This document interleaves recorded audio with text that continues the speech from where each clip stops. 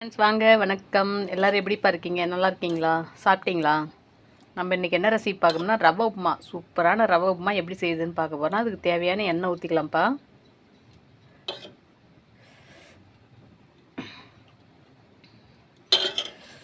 நான் வந்து எந்த அளவில் உப்புமா செய்ய போகிறேன் அப்படின்னா பாருங்கள், இந்த சின்ன கிளாஸில் ஒரு கிளாஸ் ரவை.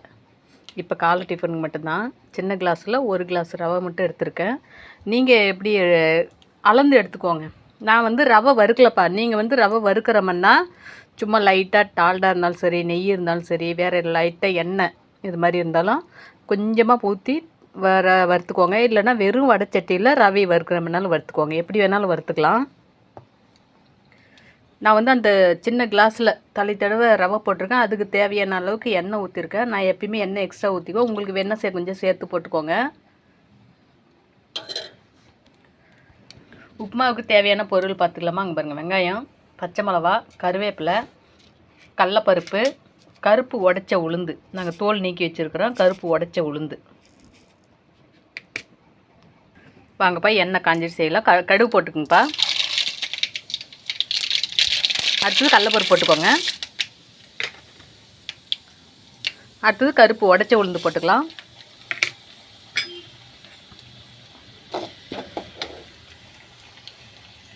அடுத்தது கருவேப்பிலை போட்டுக்கலாம்ப்பா.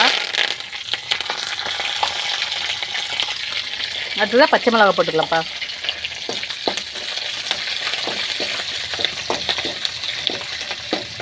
எண்ணெய் வந்து நிறைய காஞ்சிச்சு இல்லையா? அப்படியே டக்கு டக்குன்னு ஒன்று ஒன்று போட்டுகிட்டே இருந்தோம்னா கருகி போகாமல் இருக்கும். அதுக்காக தான் எண்ணெய் லைட்டாக சூடில் போட்டோம்னாக்கா கடுகும் பொரியாது. வெங்காயம் போட்டுக்கலாம்ப்பா.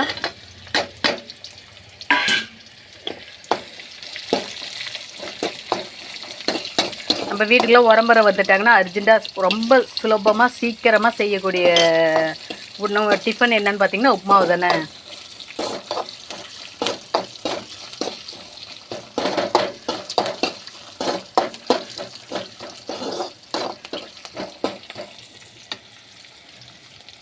நான் ரவை வந்து ஒரு தட்டில் கொட்டி வச்சிடலாம். கொட்டி வச்சுட்டு ஏன்னா இந்த கிளாஸில் தான் தண்ணி அளந்து ஊற்றணும்.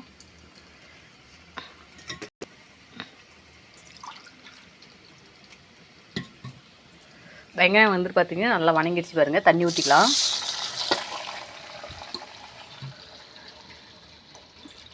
முன்னெல்லாம் பார்த்திங்கன்னா ரவை செய்யணும் அப்படின்னா 2 கிளாஸ் தண்ணி தான் ஊற்றுவாங்க. ஆனால் முன்னே இருந்த ரவை மாதிரிலாம் இப்போ இல்லை. வெறும் நைஸாக மாவு மாதிரி இருக்குது ரவை. அதனால் தண்ணி வந்து எக்ஸ்ட்ராவே ஒரு கிளாஸ் எக்ஸ்ட்ராவே ஊற்றிக்கலாம். 3 கிளாஸ் தண்ணி ஊற்றிக்கிறேன்ப்பா.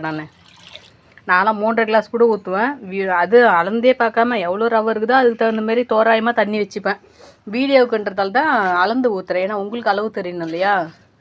3 கிளாஸ் தண்ணி தாராளமாக ஊற்றிக்கோங்க. ஆனால் உப்புமாவுக்கு பார்த்திங்கன்னா எண்ணெய் கொஞ்சம் சேர்த்தே இருந்தால் தான் நல்லாயிருக்கும். எண்ணெய் கொஞ்சம் சேர்த்து போட்டுக்கோங்க, நல்லாயிருக்கும். இதிலே உப்பு போட்டுக்கலாம்ப்பா. உப்பு வந்து நீங்கள் அளவாக கொஞ்சமாக போடுங்க. உப்பு போட்டு நல்லா கிளறி விட்டு 1 நிமிஷம் கழித்து அந்த தண்ணி டேஸ்ட் பாருங்கள். உப்பு வந்து எப்படி இருக்குதுன்னு பாருங்கள். தண்ணியை விட கொஞ்சம் ஒரு நூல் அளவுக்கு எக்ஸ்ட்ரா இருந்தால் தான் ரவை கொட்டினா சரியாக இருக்கும். இல்லைன்னா சமமாக தண்ணியில் வந்து சமமாக இருக்கிற மாதிரி உப்பு போட்டுக்கோங்க. ரவை கொட்டுனதுக்கப்புறம் கிளறும் போது லாஸ்ட்டில் உப்பு போட்டு இருக்குன்னா நல்லா இருக்காது. அதனால் நீங்கள் தண்ணியிலே டேஸ்ட் பார்த்துக்கோங்க. உப்பு எப்படி இருக்குன்னு பார்த்துக்கலாம். எனக்கு வந்து உப்பு கொஞ்சம் லைட்டாக கம்மியாக இருக்குதுப்பா.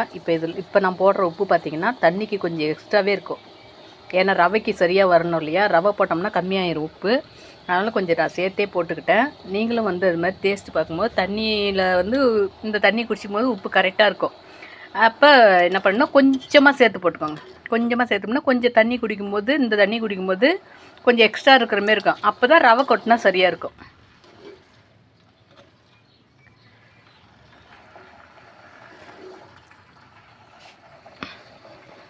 ஒரு சிலர் வந்து நான் உப்புமாவுக்குலாம் நிறைய எண்ணெய்லாம் போட மாட்டேன் அப்படின்னு சொல்லுவாங்க. அப்படி செய்கிறவங்களுக்காக ஒன்று சொல்கிறேன்.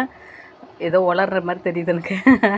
கொஞ்சம் வந்து எண்ணெய் சேர்த்தே போட்டு செஞ்சு பாருங்கள். உப்புமா டேஸ்ட்டு அவ்வளோ ஒரு பக்காவாக இருக்கும்.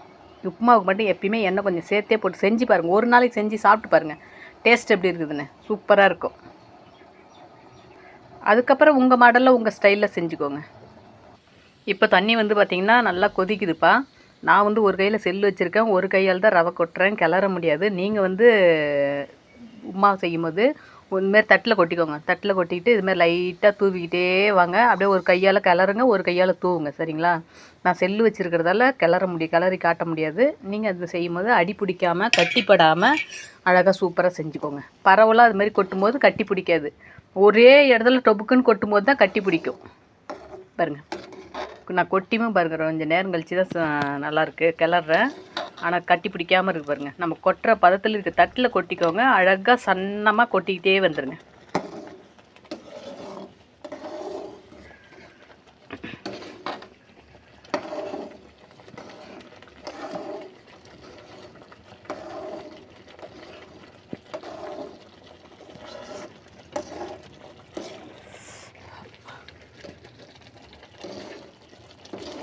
அடி பிடிக்காமல் பிடிச்சிக்கோங்க. கொஞ்ச நேரம் கிளறுனா கூட லைட்டாக அடி பிடிச்சிரும். அப்புறம் அந்த புகை வாடை மாதிரி வரும்.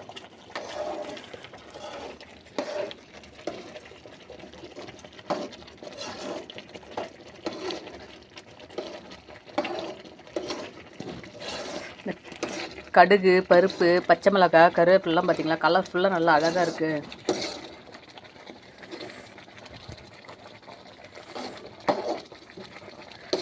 மூணு கிளாஸ் தண்ணி போதுமான தண்ணி. ரவை நல்லா வேகிறதுக்கு சரி, கொஞ்சம் தளத்தளப்பும் கொடுக்கும் உப்புமா.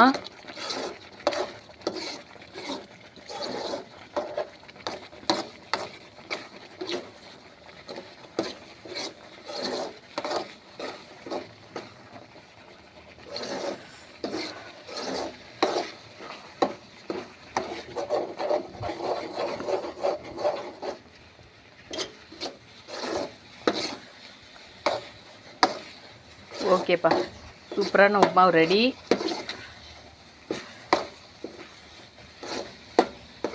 நல்லா தளத்தளப்பாக இருக்குது பார்த்தீங்களா? எண்ணெயும் சேர்த்து போட்டு தண்ணியும் கொஞ்சம் சேர்த்து ஊற்றுறதால நல்லா தளத்தளப்பாக இருக்குது பாருங்கள். 6 நாளுமோ நல்லா சாஃப்டாக நல்லாயிருக்கும். அவ்வளோதான். தண்ணி ஊற்றிங்களா?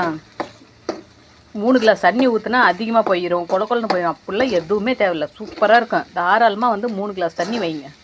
1 கிளாஸ் ரவை, இல்லை நீங்கள் கிண்ணத்தில் அதிகமாக நீங்கள் செய்கிறோம், நம்ம வந்து கிணத்துல இருக்கிறோம், இல்லை 1/2 கிலோ ரவை, 1 கிலோ ரவையாக இருந்தாலும் எதில் போட்டாலும் சரி தான். 1/2 கிலோ போட்டாலும் 1 கிலோ போட்டாலும் நீங்கள் எந்த கிண்ணத்தில் எப்படி போட்டாலும் சரி தான். ஆனால் 3 அளவுக்கு தண்ணி வச்சுக்கோங்க. 1 கிளாஸ் ரவை, 3 கிளாஸ் தண்ணி. 1 கிண்ணம் ரவை, 3 கிண்ணம் தண்ணி போட்டிங்கன்னா தாராளமாக இருக்கும். சரிங்களா? சூப்பராக இருக்குங்க. ஓகேப்பா, அவ்வளோதான். சூப்பரான உப்புமாவு ரெடி. பாய். நல்லா கிளறிக்கோங்க. இல்லை உங்களுக்கு இந்த தளதளப்பு வேண்டாம் அப்படின்னாலுமோ இன்னும் நல்லா அடுப்புலேயே வச்சு நல்லா கிளறிக்கோங்க. சூப்பராக இருக்கும்.